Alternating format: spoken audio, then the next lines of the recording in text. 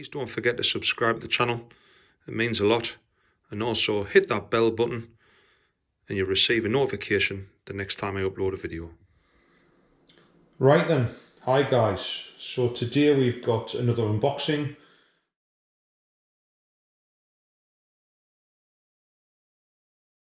The fact that I want to start measuring the temperature in the grow-on and in the outside pond wirelessly. Okay, so I wanted the function of being able to record the temperature log data, see how much variation I'm getting across the two ponds if you want, when the heat pump was kicking in, etc.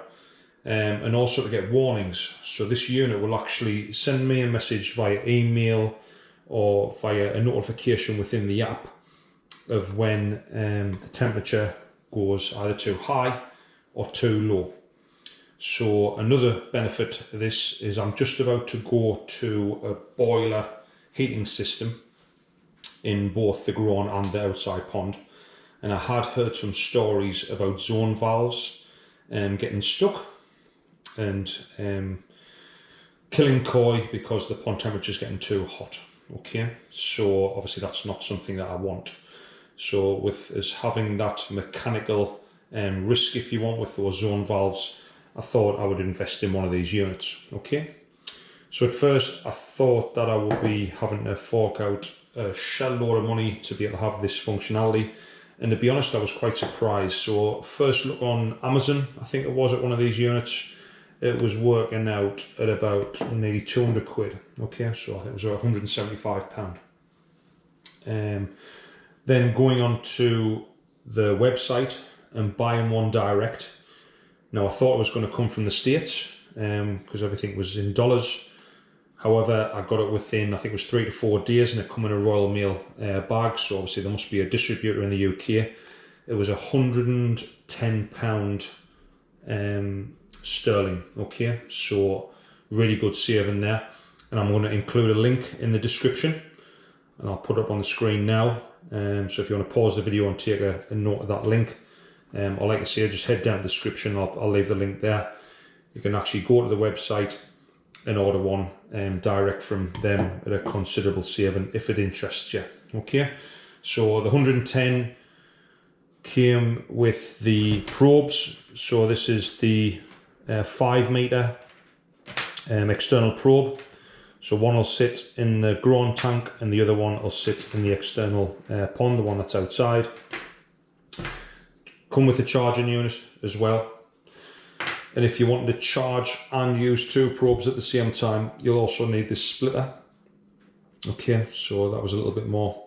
So I think it was something like $73 for the main unit. And then it was a few extra quid for the bits and bobs. So like I say, it come to about £110 sterling. There was I think it was a £4 transaction fee from my bank with us buying in a foreign currency, and then there was a random 50p charge on top of that from my bank, but still a massive saving on buying it from Amazon. Okay, so I've had the unit turned on. I've been testing it in the house, just running the house, and it's been really good. The notifications have come through quite prompt when I've set temperatures within the house environment going out. It's been really good. You can adjust how often it collects the data, so from 5 minutes, 15 minutes, an hour, which I'll take you through a few videos using the app shortly. But I just thought I'd put it out there for those who are wanting a bit more detail on the ponds, how they're operating, if you want, from a temperature point of view. This I think is really going to be a good piece of kit.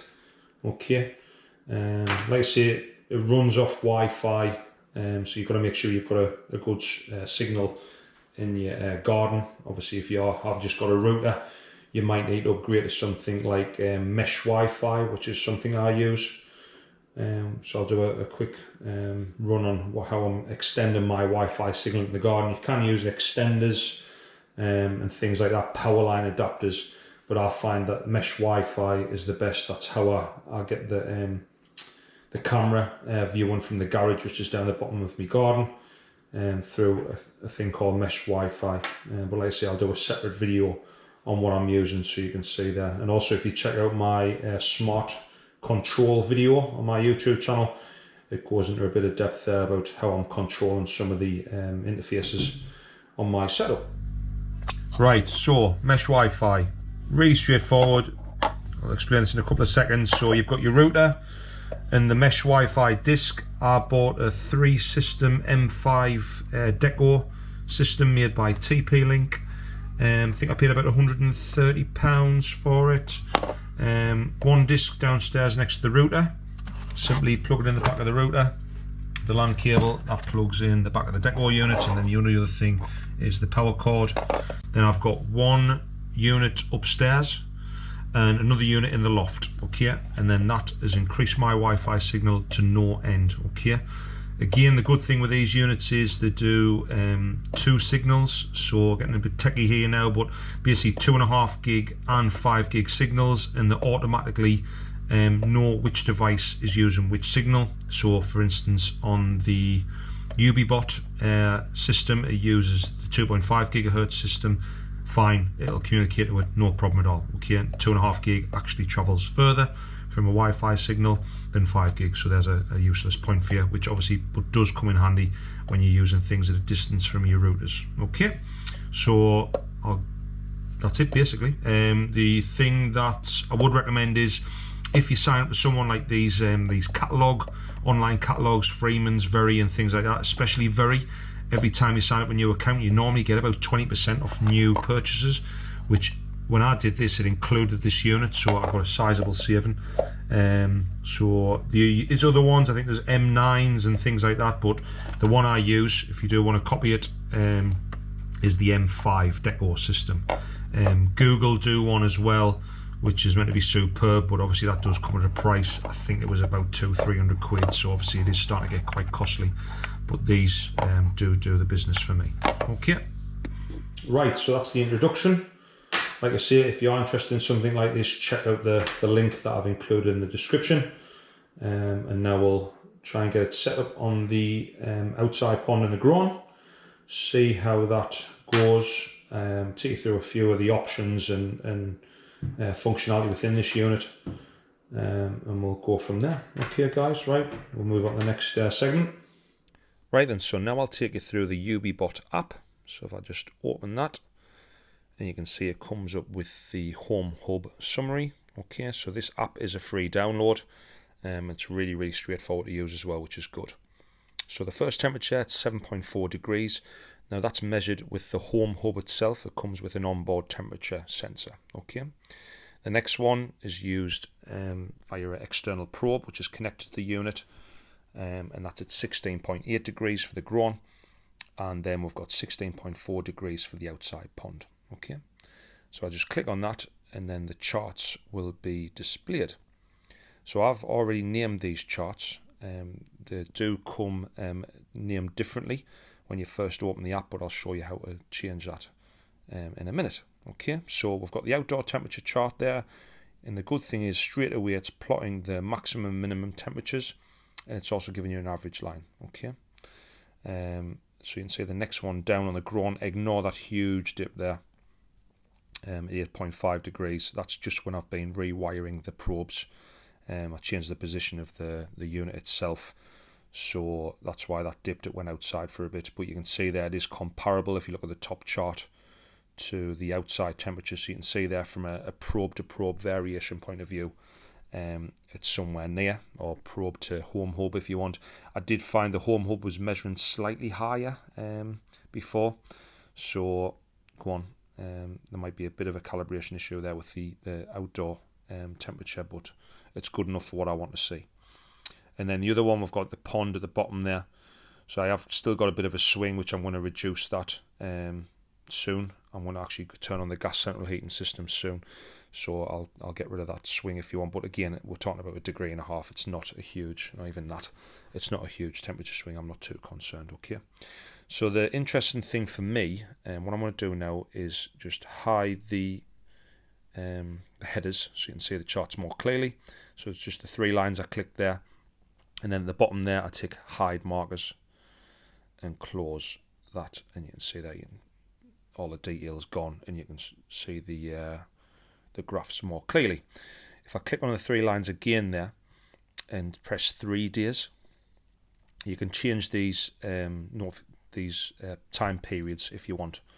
Quite straightforward to do, and you probably did see an error message come up there.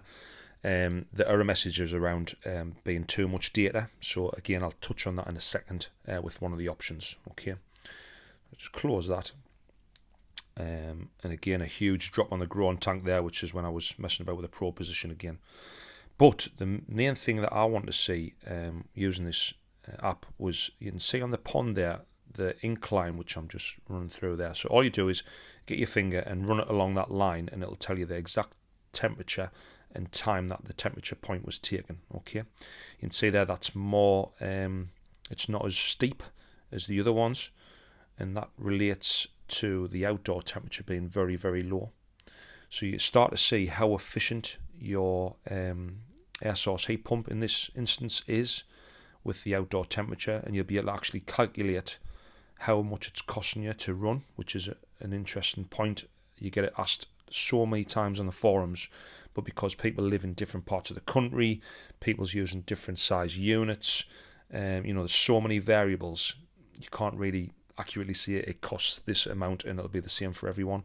But with this app, and bearing in mind this is an app which is costing, I think it was 100 and odd quid, it's next to nothing for the detail it gives you. I thought it would be a lot more expensive. So you can start seeing how much this unit is actually costing you to run compared to the outside temp. And this is where you might say, right, I'm not happy with electric, I'm going to go to a gas central heating system because in my area it's taken the air source heat pump too long to heat up. Okay, so on the rules, this is the interesting stuff. So obviously when I do go to gas central heating, it is a risk if you want with the zone valves. I have heard some stories where ponds have been killed, if you want, because the zone valve's stuck and it's heated the pond too much and people's lost all the fish. So with this, it's sending me a notification in the app and also an email if you want an email to say you've got a problem, you need to go investigate. So you can see there the first one there, the grown temp, I'm looking at the bottom half of the screen by the way, is set to 24 degrees. If it's greater than that, it's going to tell me. If it's under 14, it's going to tell me. And then the outside pond at 23 degrees, if it's over that, it's going to tell me, and under 15. Now these temperatures are quite sizable if you want to swing. I wouldn't want it to be that great if you want, so I wouldn't want, say for the grown, it's given me a 10 degree difference in swing there before it notifies me. I have literally just set these up just to understand how the unit works, because I was moving the probes inside and outside the room. I would just be getting notifications all the time. So now that I'm confident the unit's working, it's doing what I wanted to do, I'm going to start narrowing down these bands of temperatures to notify me earlier of a problem. Okay, and the other good thing is at the top there, the default offline alert. That's so that if your Wi-Fi was to drop out, or if you would have a power failure in the house, that's going to tell me straight away that the unit is not communicating anymore. You need to go and investigate why. So you're almost getting a free power outage alert as well, or like I say, if it's a Wi-Fi issue. So another good thing, and you just simply press that bar on and off to turn the notifications on. To add a new notification, it's quite straightforward. You'll just press the add button there, which I've just done, and you want a new sensor alert. Okay, and then you'll create the rule name, so we'll just call that new, and then you'll pick which sensor you want to use. Now these units are like a universal system. They're used in greenhouses and all sorts of different industries. So you just pick the temperature sensor that you want to use. So I'll just create another one off the outdoor temp. If it's greater than or less than, so if you want an over temp, obviously you want a greater than, and if you want an under temp, it's the less than, get me words out, selection. So we'll have greater than, and we'll just keep it 50 degrees, once only alert. Next, sorry, I'll just go back there. The once only alert, that'll just send you a notification once it hits that point and never again. If you pick continuous alert, it'll tell you up to 5 times an hour that you've got an issue. Okay, so I always have mine on continuous alert. So if I go next, you've got app push. So this is just sending you a notification on your app, which we obviously want, and it'll also send you an email, okay, and you'll type your email address in there, so okay. And then you can also, or you can have a custom message there, so you can type in the rule that you've got, so it's a over temp, okay, so that's what's going to send you as a message. And then you've got the peer service, which is obviously the text and voice call. I haven't taken this, I don't need it. I've got a good Wi-Fi signal in the garden, which I'll touch on in a second, how to improve that for you. Your setup's quite cheaply if you want. So I don't want that option. I'm not using a SIM card, and then you press finish, which obviously I'm not going to do. So I'll go back and back because we're not wanting to set that alert up. Right, if we go to settings, this is how many times the data points are collected over time. So this is what I said I'd touch on when we looked at the charts. So if you collect the data every 5 minutes, you're going to have an absolute huge amount of data, and the unit or the app will struggle to plot the graphs accurately. So I've got it set at about 20 minutes. I'm probably going to increase that to 30 minutes. I don't think I'll get a huge variation.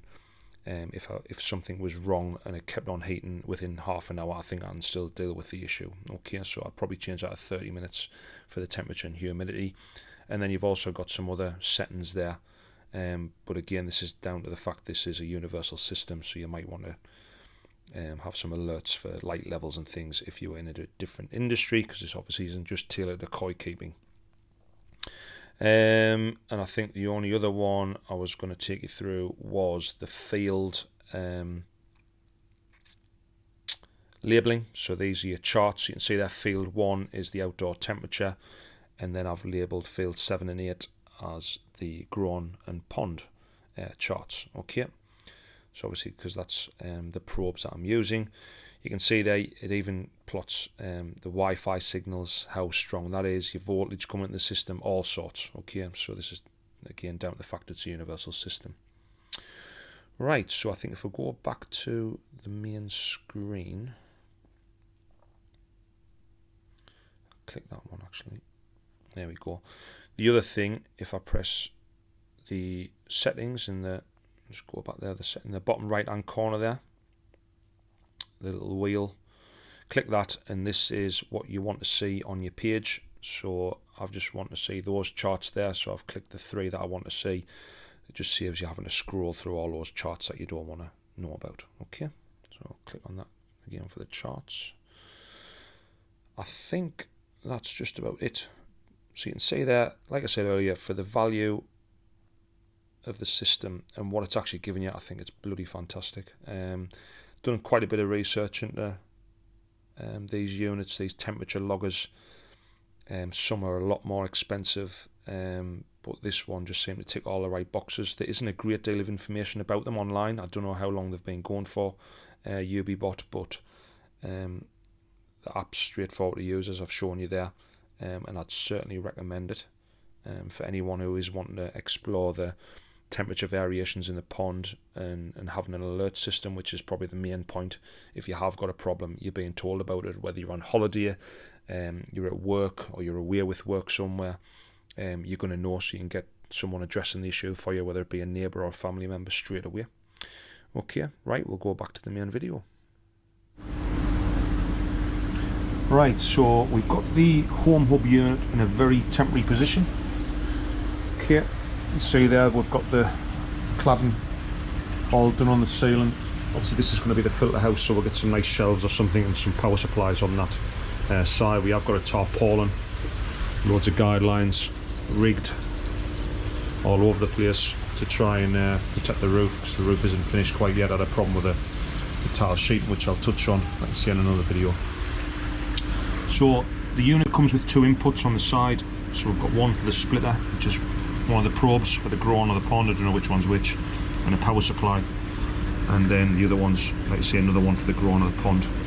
So we've got the onboard temperature, and then we've got the 2 probe temperatures here. It gives you a little bit of a insight to some of the readings. Okay. So what I've done, I've taken the probe out, so this I've just again temporarily housing it inside the moving bed. I've taken that out, so hopefully that's going to get very cold now, and I'm just waiting for the notification through. So literally I've just reset the app to upload every 5 minutes, so it'll tell us earlier if you want, so I'm not standing here all day for the notification.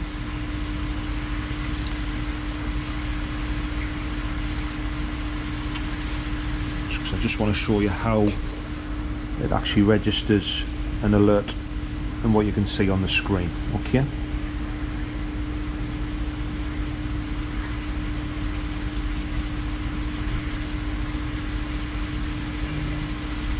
Oh, what we've got there, yeah, brilliant. Right, so pick the phone up. You can see that notification. Just go off the screen a minute, put the passcode in. And you can see there's all my previous alerts when I've been testing the system, and the most recent one.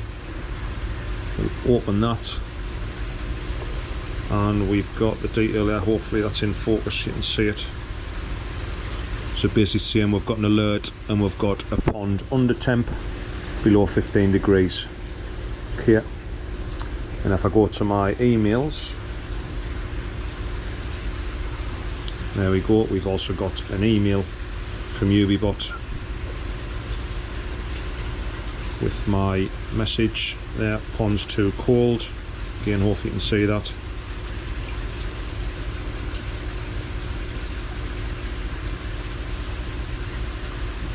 And my phone's decided to play up great, but hopefully that gives you an insight into how the system works. You can see even the subject field is saying there, pond under temp on the email. Okay. So you could even put, like, if you were at work, you could have your work's email address on there. It would send you an email, and then have the notification on your phone. So you're really covering all bases. Okay. So really good, absolutely faultless at the minute, this system. I'll put the probe back in the moving bed. Give you a quick look at the fish while we're here. So hopefully I'm planning to have some sort of viewing seating area across the top of here and get up on, and then when all the side covers are on during the winter, so I've got a 35mm polycarb to go around the sides, I can just sit in here in a nice warm environment. We'll turn the just turn the air off on the app so you can see them a bit better.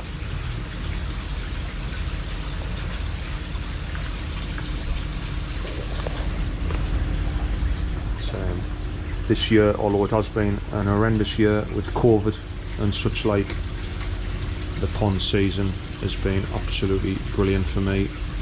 I'm absolutely buzzing with how these fish have turned out this year, getting some really good growth, all in really good health. As you can see there, I've took a couple of the groans out, they are now residing in the outdoor pond as well, some nice sargies there, hopefully growing to something as big as that there, the other one I've got there. Let's see it all in tip-top condition.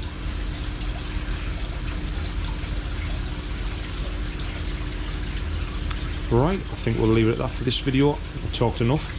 I'll catch you on the next one.